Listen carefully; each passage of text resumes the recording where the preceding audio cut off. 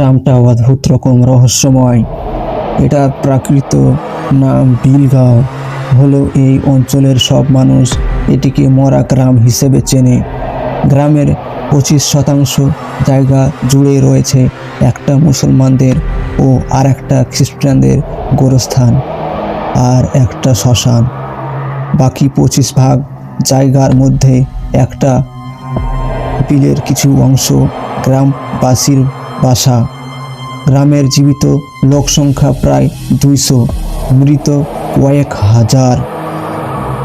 জীবিতদের অধিকাংশই পুরুষ এবং প্রাপ্ত বয়স্ক। তাদের সবার পেশায় মৃত মানুষদের অন্তিম সংস্কার করা।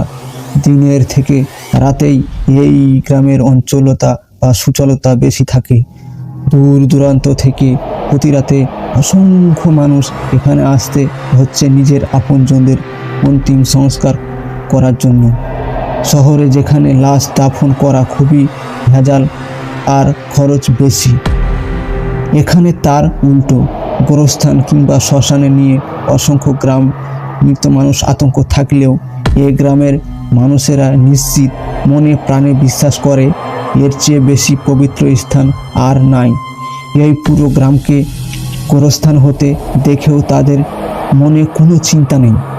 হলুদ পিকআপ ভ্যানটি সেতুটি পার হলে এই রকমের 4টি ভ্যান দেখা যাচ্ছে। আগে পিছে সবগুলোতেই পিন পতন, নীরবতা। মৃত মানুষের খাটিয়া ঘিরে বসে আছে সবাই। বাকি ভ্যানগুলো হলুদ পিকআপ ভ্যানটিকে অতিক্রম করে চলে গেল। এটা কেবল একটু মন্থর গতিতে চলছে। ড্রাইভারের পাশের সিটে বসে আছে ম্যানেজার খলিল। দীর্ঘক্ষণ নীরব থেকে তার হাত পা নিষ্পিস করছে। পেছনে লাশের কাছে বসে আছে ছোট সাহেব, আর সাহেব বড়, তাই সিগারেট ধরাতেও পারছে না। সে ভাবছে মানুষের কি ভাগ্য, কোটি টাকার সম্পত্তি পড়ে আছে লোকটার, আর তার ভাগ্য একটা অ্যাম্বুলেন্সও জুটল না। ঢাকায় গোরস্থানের কি অভাব আছে? তবু কেন এত দূরে লাশ টেনে আনতে হবে? তাও ট্রাক বড়লোকের বিষয় নিয়ে বেশি ভাবলেও বিপদ। ম্যানেজার খলিল ফিসফিস শব্দে ড্রাইভারকে জিজ্ঞেস করলো, শুনেছি ওই গ্রামটা নাকি আগে পিশাচদের দখলে ছিল? ড্রাইভার মাথা ঝিঁকিয়ে বলল, হ্যাঁ বাবু, এখন কি নাই? না, এ গ্রামে গোরস্থান থাকে, সে গ্রাম পিশাচ থাকে না। আগে কি ওখানে গোরস্থান ছিল না? না। বিলগাঁও? না, প্রথমে ওটা একটা জঙ্গল ছিল, এখন সেইটা বিল।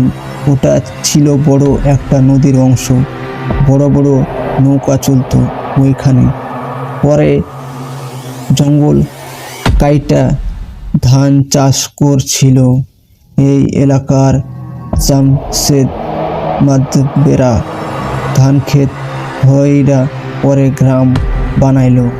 বিলে প্রচুর মাছ পাওয়া যেতে বলে অনেক মানুষে ভরে গেল পুরো গ্রাম। এরপরে মানুষের গন্ধে কত হাজার বছর পুরনো পিসার জায়গা উঠল। এক একটা মানুষ কইরে গ্রামের বাচ্চা, মহিলা, বয়স্ক মানুষ উদ্ধার করে ধইরা মারতে লাগলো। নানান সাধু সিদ্ধান্ত কৌজা আইতে লাগলো, পিশাচ তাড়াইতে। ওরাও মরতে লাগলো। সামনে মরা মানে এমন তেমন মরা না, শরীরে এক খণ্ড পাওয়া যেত না।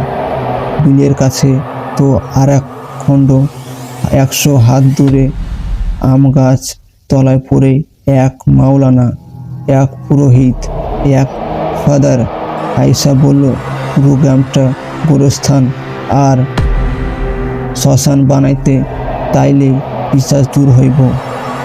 গ্রামের অর্ধেকের বেশি মানুষ এমনি চইলা গিয়েছিল ভয়ে, এবার বাকিরাও চলে গেল। সেই থেকে পিশাচ মুক্ত ওই গ্রাম, মরা গ্রাম। কাহিনীটা শুনে বেশ ভয় পেয়ে গেল খলিল। অবাক দৃষ্টি মেলে ড্রাইভার।